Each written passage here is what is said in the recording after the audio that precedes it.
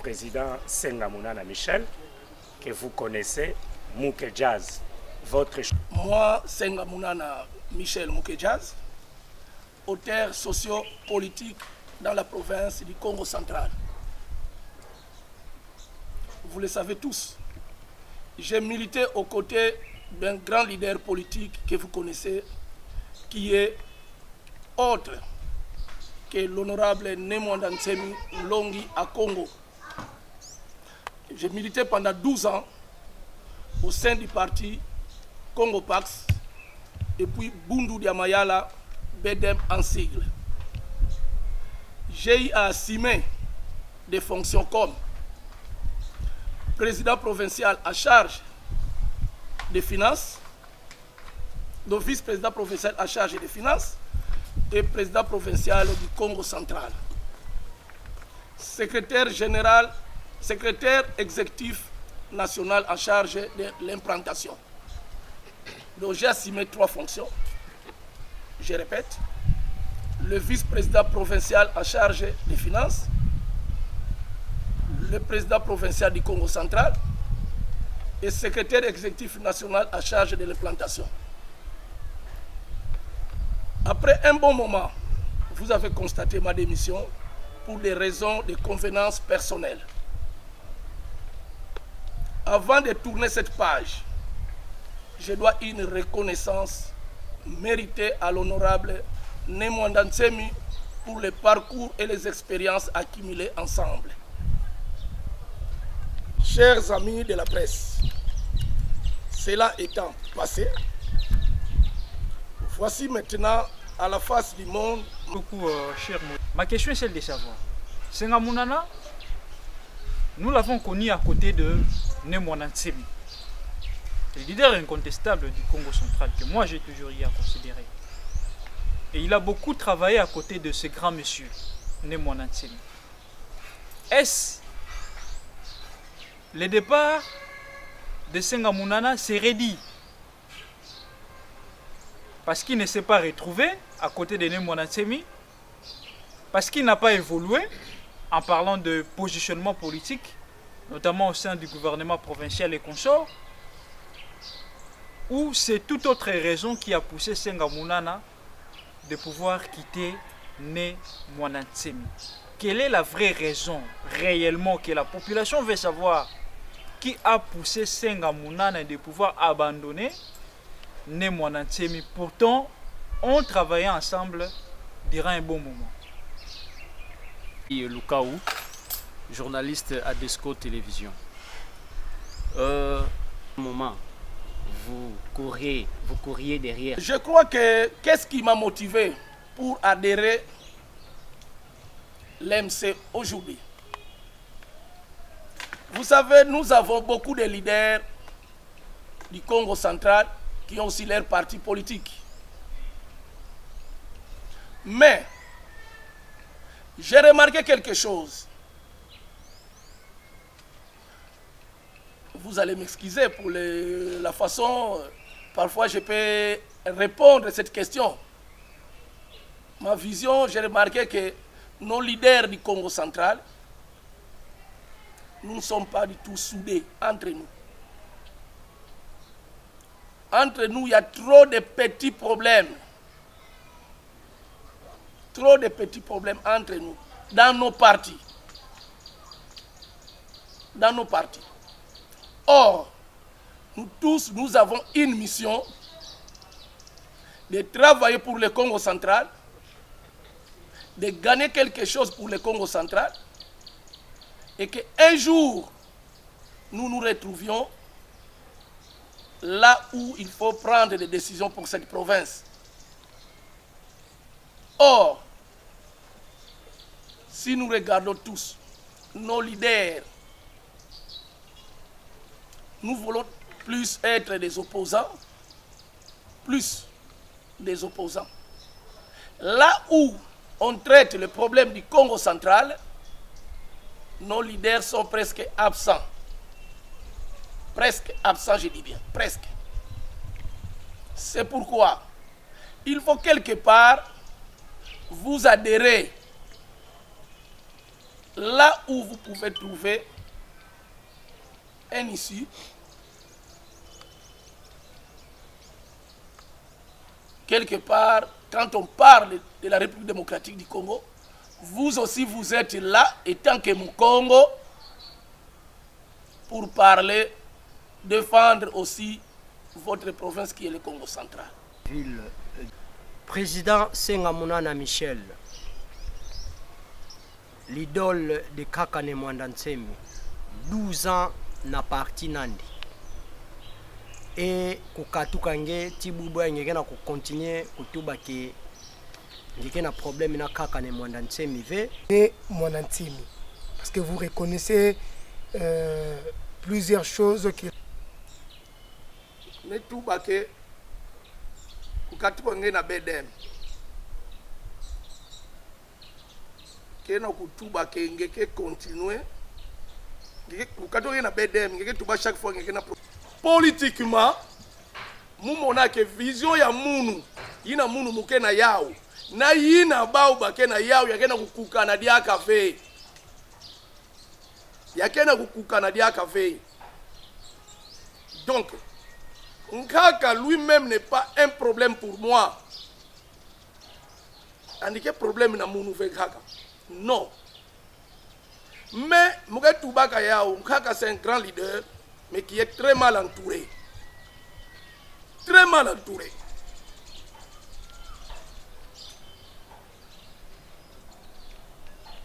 Mounou, baka tu l'as mouvé dans BDM comme président provincial. Baka tu l'as mouvé. Mais ben là comprendre. Mais ça là, na poste ina, il y a président provincial 2 ans. Na 2 ans. Mais samba na meso Nkaka apply 8 fois. 8 fois. Bake kwenda vunani kaka mambo 8 fois. Bake kwenda vunani kaka mambo. Mume katala munu personnellement. Ngemeka kwena lupango ngemona bakamia munu mekufuaka. Samu na nini sacrifice mesala na bedem.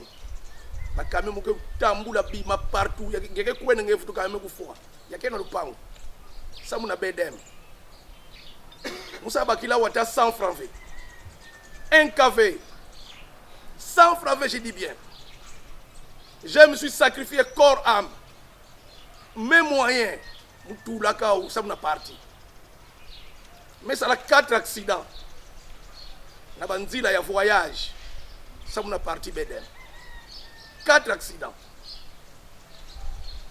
Mais dans tout ça, le grand problème c'est quoi? Kaka yandi mosi, andike piya kamunu luzitu, vraiment parce que kaka zola munu fe, ngamu katuka président professeur ya kukukwa. Par rapport ya mamba vana kwena vuna. Bakena kuvuni na nge mambu ngeke vana ngena kutala play, meso nge mbangi. Muntu metele mana kuvuni na nge mambo donc ngena kusimba ka intu ngena kunyonga ngena kundima ve parce que nga bala vuna mu mambo place mukele ve mais ngeke vana à ta présence bana kuvuna. Mais heureusement ne Mwandansemi est trop spirituel tango na kutala na bakuseke mamba na kutuba batu bana kuvuna. C'est ça qui a fait que parmi les 8 fois il a toujours renouvelé ma confiance à ma personne. Il a toujours renouvelé sa confiance à ma personne. Toujours que tout le monde va travailler. Malgré ma accusation, va travailler. Parce que nous avons dit que nous avons dit que nous avons dit comment sacrifice moi na yake na kusala.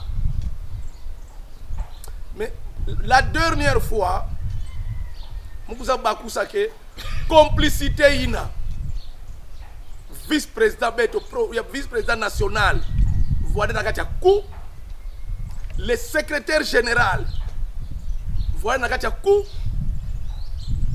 va me préparer qui mamosi. Alors il a voilà na dernier calibre bao, qui va me ka bimisa na meso ane Mwandansemi, donc anike chasser mon coup chasser. Mais c'est le jour na nyonso baket tubasa na Mwandansemi c'est le jour où tu vas être spirituel. Parce que herba me bimisa bima ina me ganga na kati tu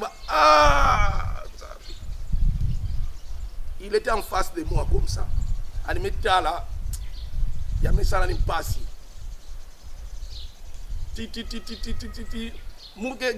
Un président provincial humilié. Alors secrétaire général qui était censé protéger le président provincial parce que je travaille pour son honneur. Parce que si le provincial marchait bien, il y a une fierté à secrétaire général. C'est lui qui était censé de me protéger. Alors, elle me s'est rallié dans ma nima ya batouina. Il te calme. Non, il tout fait. Non, mais le biga mousse défendre. Non, tout fait. J'étais au courant de tout ça. Oh, comment? Comment? Il y a ça la passi. Tsuka na yao. Kaka a compris. Ami-toi, non, mais ne pèse pas de parole. Tant que vous me baka parole. 2 mots seulement. Mais tu bankaka. Ba union c'est même ça funda muyai. Bake ba toi mu. Mugena mambo na ba ofe. D'ailleurs, à chaque fois ba na funda mu ba va vous défendre mu awa. Ba va vous défendre mu. Mais bubu ya ba me ba lo kufunda mu. Ça me kotsa kwani ordre. Kingali ani kudia mbongo. Ani kudia mbongo me suspendre yani. Kingali kudia mbongo me suspendre yani.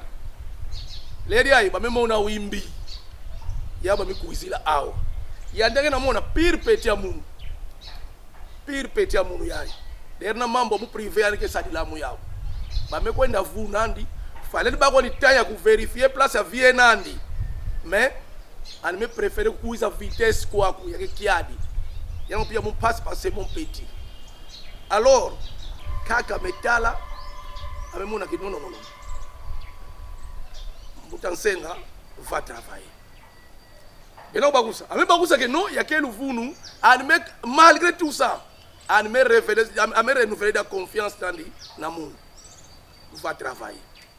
Mais c'est le jour où j'avais vomi mon parti. C'est le jour où j'avais vomi mon parti. Donc qui m'a nous na kati, ça m'a bedem, qui l'umbu na yao qui m'a na bimaka. Parce que mon aya ya meku malufua.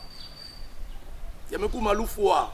Donc si je continue, je vais mourir, je vais laisser ma famille, mes petits-enfants. Non. Il faut me katouka. C'est le jour où j'avais pris la décision. Alors, nous allons voir un hypocrite. J'ai levé mon petit doigt.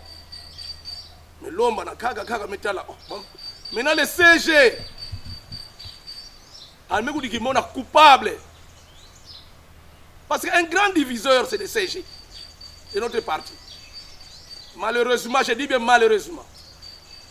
Il vient d'être nommé. Il vient d'être nommé maintenant. Parmi les commissaires. Mais l'avenir nous dira. Le grand diviseur, c'est le CG. Et tant que nous avons un Moussapi, alors que tu as une décision dans Nganzi. Qu'est-ce qui te dit que je vais faire Nganzi? Qu'est-ce qui te reproche? Maintenant, nous avons Moussapi, mais tu vas faire Nganzi. On y est Touba. Et j'ai demandé à Kaka, chercher quelqu'un pour me remplacer. Je vais un peu me reposer. Je vais un peu me reposer. Sosa mutu ani remplacer moi. Et Kaka ya sarani kiadi alme simba penza play. Alme tuba mutansenga. Quand moi je te dis va travailler en paix. Ça sort droit de mon cœur. Mumonaka moyen mu budisa ndi mingi ntima keleve melomba nikaka merci. Et na réunion humaine. J'ai demandé au secrétaire général et le vice-président national. Na meso kaka mesa beno zole mugena bezo beno nganda. Beno zole muna vyo beno nganda. Et beto bima kana nganda, metu bila bao, je regrette. Mes frères, vous êtes ici. Vous êtes ici. Ba pangi na kuwa mu partout bakele. Vous pouvez comprendre. Moukena Beno na réunion samedi na Kinshasa. Je suis avec vous le samedi à Kin. Je na réunion. Je vois un de mes membres de la province. Na kati salle à réunion. Qu'est-ce qu'il est venu faire? Sans ma permission, sans mon aval. À la salle à réunion. Et vous le recevez sans que me posez une question. Il est dans la salle, il y a réunion. Mais tiens, ok. Vous approchez membre, membre il a tina. Je comprends, ok. Mais Abissa, secrétaire général, na vice-président, dès que réunion est manisa, vous allez gagner Matadi. Boubi aika mugeleka na kin fait mon futuka Matadi. Parce que meleka déjà des jours. Faut mon futuka, muge futa hôtel Mumos. Transport au Mumos. Tout, Moumosi. Mais ça, là, 2 ans étant que président provincial. Moussa n'a 50 francs verts rouges. Il y a parti politique. Ça, Moussa, il a membre, tout le monde voit dans ça, dans Matadi. 50 francs verts. Maintenant, je viens à qui, dans transport à Mumos. Les hôtel, séjour, j'arrive à qui, mais moi, non. Boubi a réunion au Manisa, nous me quitte à la Matadi. Na muntu yina quelle naissance humanitaire. Anike Toubake, non, président, nous avons un autre dossier ici que nous allons traiter.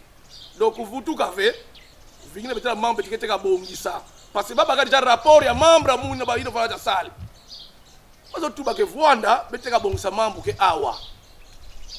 Mais non, ba mebi kamun vous tout gangé na Matadi mais quand tout na Kinshasa 19h mes frères quand tout à 19h j'arrive à Matadi à 2h du matin mais les cas na 7h ya nsuka ya dimanche appel non vous tout na Kinshasa bakena kagena bezwange ata beno mo fois na place ya mo beno fois na place ya mo ah munu me katuka kuna muvutuka ambo metuba mbo ça va kuvutuka mugwe vutuka ya tsuka samu na munu je dois démissionner parce que moi vous savez que ni na muntu ni disume sala non kota na parti politique zo la parti politique ya tout ba fengeke ngamba non ba me voanda ba me réfléchir ba mo ça metuba que non. Il y a quelqu'un qui s'est fait que vous trouvez des balamous. Mettez beaucoup qui l'a dit. C'est mettez beaucoup qui l'a dit vendredi. Mettez quiz à vendredi. Mais tu viens seul pour se faire accompagner. Tant que me kwenda, dès qu'il lumbu kwa kutabatu kwa funda munu ina. J'ai demandé au CG. Mais mou voanda na benu. Pourquoi ben tu vas me voanda mou fingila?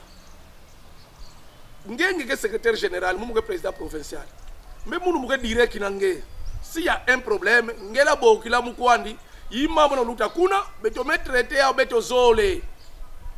Mais pourquoi à chaque fois quand moi je te pose la question, moi qui suis le président provincial, mais bokila fou moi mounou, poser à des membres, ngeke pesa mou réponse veille. À chaque fois, à aucune fois que me pesa mou réponse, dans ma proposition mouke salangi. Ngeke tout à chaque fois que non.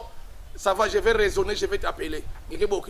Ça va, je vais faire ça, rien. Je vais faire ça, rien. Mais si muntu mekatuka na Matadi, mekuza funda munu, kuza funda mambu, ngeke bagaka ni vers place à kaka, kwenda expliquer. Do seke ngeke zola mouve. To vwanda nange, nebe futura muna Matadi, me futuka.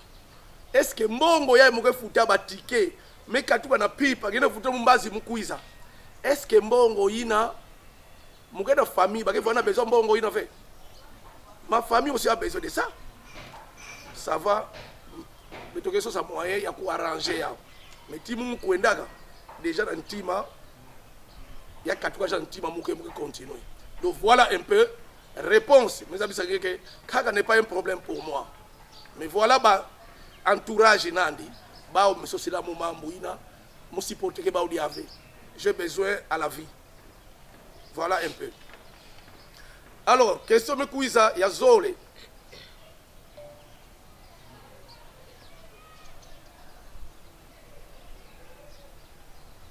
Ngeme Toubake, honorable Laurent Batumona, ke maboko ya mpembe yiki kela kumonisa beto ke ngeke voanda fidèle na yandi yiki la monisa ke voanda fidèle na yandi. Oui mon frère, mesdames et messieurs, la politique est dynamique. Politique est dynamique. Munu vision ya munu ya ika ka fait na politique logique ya munu muke zingana yao muke zola kufuanda ampena mutu nyonso place nyonso mukele mume ka remarque ke kima ina kusimba diaka ve muke bakanzila mekuenda munu na malembe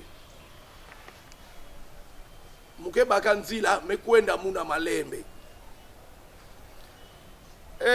Me baka temps mingi depuis me démissionné na bedem mufu andaka me mona batu mingi me kuiza ba parti politique mingi beko me marché kusosa munu musa dere na ba parti ina me muzo la kave mufu pro mufu andaka musosa yiki place muke kwenda ina muke mona ke awa mule ndavo anda bien considération la voanda mais tu voanda mbote et j'ai jugé bon ya kusadere MC parti honorable Laura Batumona et betome kutana même on a que ça mona munu parfois ina muke yindulaka ndambu na memona na quelques jours yai même on a parfois dans plus peut-être la tambudila mais ça ba kenzila ke yainda parce que batuke zinga mambo ke manke ke fait. Mais dis-moi, quand la place quelqu'un qui met tout bas, il y a le même foutu là, qui met tout bas, le même foutu là, mais tu l'as trouvé quand même, moi, résolution bote entre Mounou na Yandi, to Mounou, Nankangu, na Mounou, Mugayala, na Congo central. Donc voilà un peu qui m'a moula tout bilangué. Parce que fidélité, par rapport, il y a relation qui est à entretenir, Nangé, na autorité morale, Nangé, n'a pas membre qui est diriger pour ne rendre que nous devons être fidèles de façon. Voilà un peu.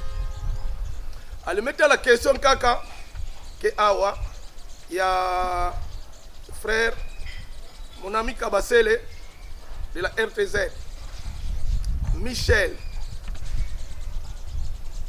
OK.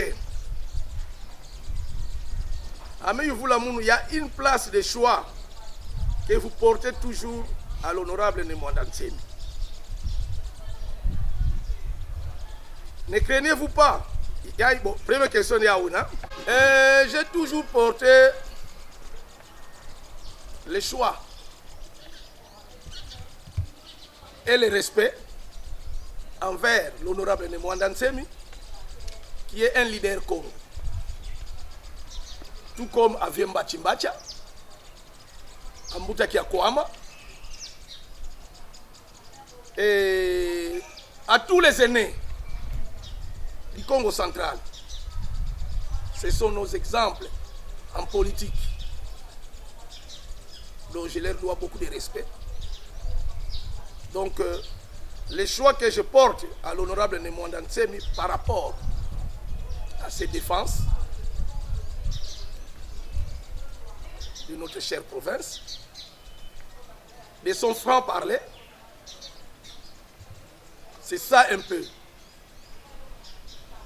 De lui parler tout haut, c'est que les autres pensent tout bas.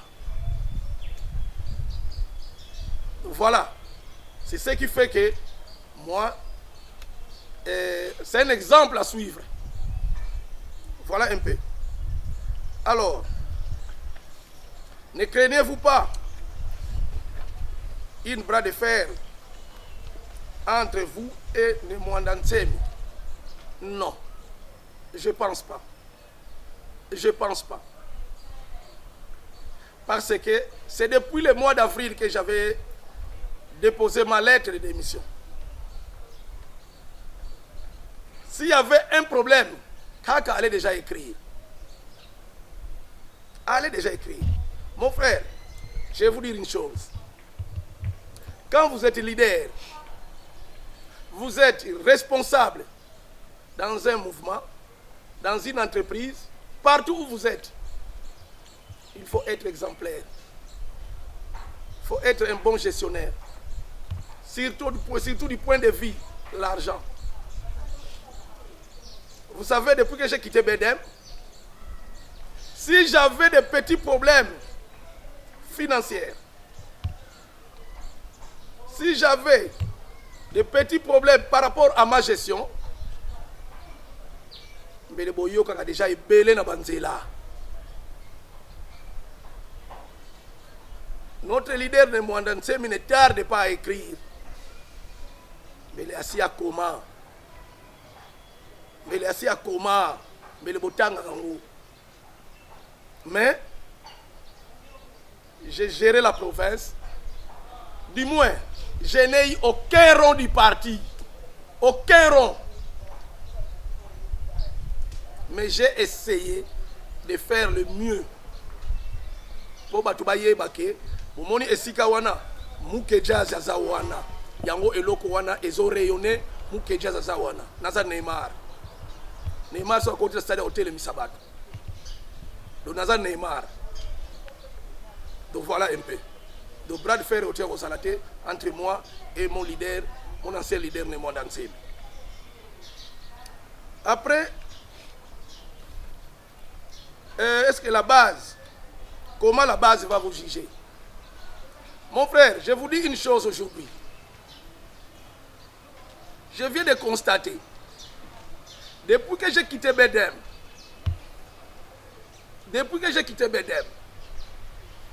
il y a beaucoup de gens maintenant qui se sont approchés maintenant de moi. Il y a beaucoup de gens qui se sont approchés de moi. Donc j'ai compris qu'ils craignaient les Makessa. Ils craignaient les Makessa. Babandako banga Makessa. Lelo oyo. Batuwana nyonso. Na yebisi bino. Awa moi échantillon ka bozo mona ebondambo batu.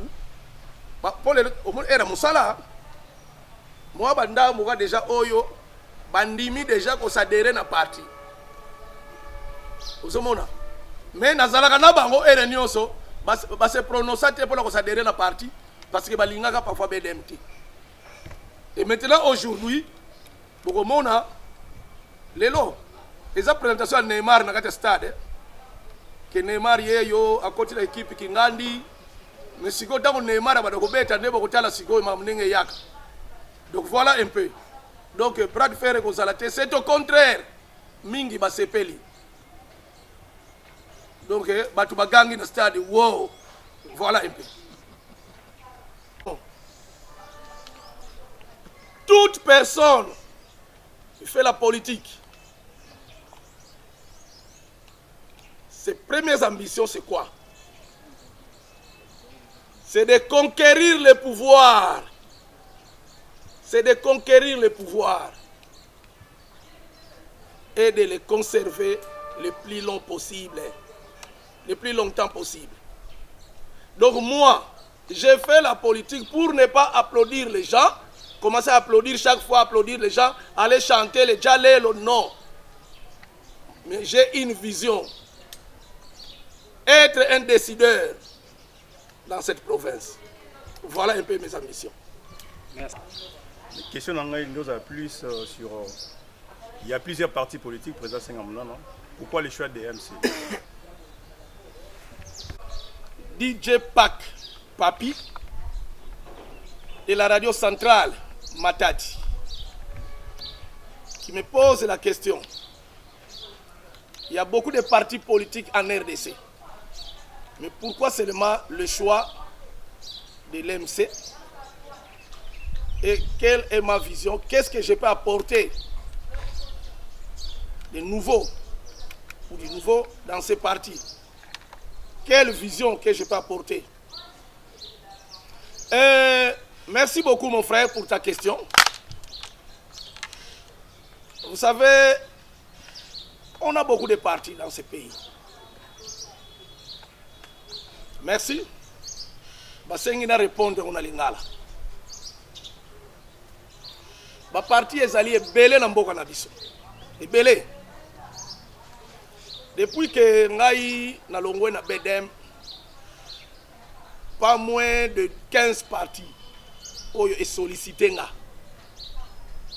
Pas moins de 15, je dis bien. Bamoussou aurait été à la yebo, akabeli yo même $200. Akabeli yo. Mais Nathalie, rien. Ça, je vous dis. Depuis nga na banda politique nanga. Na zwana mbo mutute akabeli nga $500 bona. Depuis na bomona nga na lobaka na ba télévision ba radio. Na lobaka ngo mingi. Oya yebi ke na sina liambongo na ye aya koloba. Mais awa kaka ndenge na longo omona ka leader moko abengisi yo ke yo solo liboye. O ça va zo moi 200 au foot à transport. Ah. Akabeli nga na sengiete. Parce qu'avant na banda ko refisaka. Na banda refisaka. Soko tout di papa na ngambacha ko yebisa bino. Balebele mais zo mbongo somba karbila papa. Tika bomba. Mais ba pesi nga conseil que noko boya kate eza mutu akabeli yo. Parfois aussi. Alors, plus de 15 partis politiques. Quand il a dit parce que vous êtes de la presse, n'a pas ça une considération et belé. S'il y a un problème, n'a partage avec Nabino. Alors, naye ko vanda tango na zui mena makanisi naye ko pona parti oyo. Na yeko pona parti oyo. Pourquoi na poni parti oyo? Pourquoi na poni parti oyo? Na yeko mona que non parti oyo eza malamu. Eza malamu. Bazoye ba parfois ko reconnaître ba valeur humaine. Bazoye ba ko reconnaître ba valeur humaine. Na moni que eza parti moko eza na Matadi. Et na Congo central. Mais na Matadi eza parti moko ezoyoka na penza te.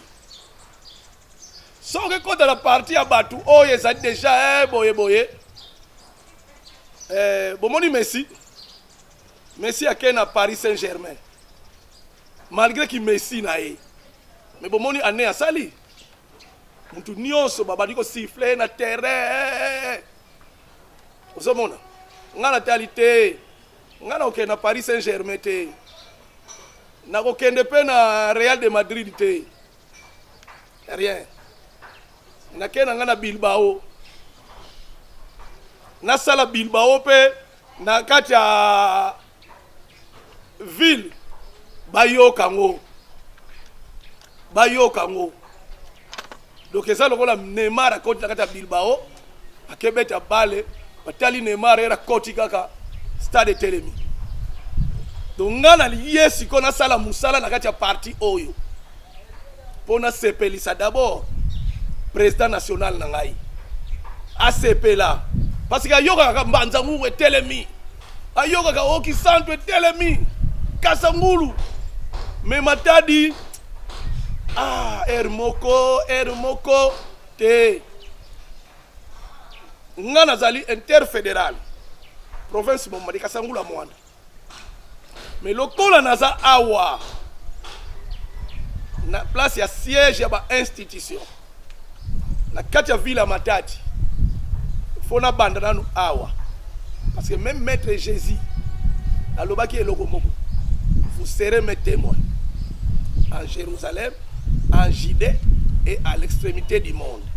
Jérusalem de place yo zali il faut d'abord na bande la musala awa do Neymar ko bana ko bete la balle nanu awa do yango wana déjà visibilité o bandi ko mona lelo ko bana ko mona ngo di jour au jour donc parti oyo faut ba mona yango ba yeba ke non maintenant o moni parti yango do muke jaza za wana siko Neymar.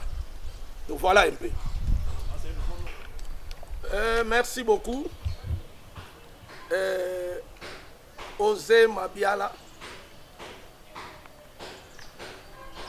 de RTBM. TBM. Télévision Boula Matadi. La télévision chère à l'honorable pour la... Ouais. Donc, c'est vrai, nous avons tous suivi la sortie du gouvernement provincial qui a été investi hier à l'Assemblée provinciale. C'est vrai que vous décriez le nombre de commissaires que le gouverneur a nommés. Mais nous, étant que MC, nous, pour le moment, nous allons d'abord nous concerter. Vous allez savoir notre position dans les jours ou dans les heures qui suivent. Merci beaucoup pour ta question. Et la question qui me vient encore ici, la question de notre frère Kaputula de la RTM Matadi Radio Télé Matadi. Président Toyebaki yo ozalaki na parti ya Longia Congo ne Mwanda Nsemi. Lokola olongwe na parti, est-ce que olongwe pe na Lingomba? Ndeko na ngai Kaputula. Na lobaka ngo tango nyonso. Na uti ko lobango awa. Naza na problème na nkaka ne Mwanda Nsemi te. Naza na problème na ite. Naza na problème na makesa te. Eloko mokoti. Eloko te. Ti lelo na entretenaka ba bonne relation na ba makesa nyonso. Na bango nyonso vraiment donc nazaka na problème na bango te. Ninkaka to na problème te. Donc na longwaki na parti politique. Mais place ya prière na kokende na kosambela. Place ya matanga nini na kokende kosambela bazaba ndeko na ngai.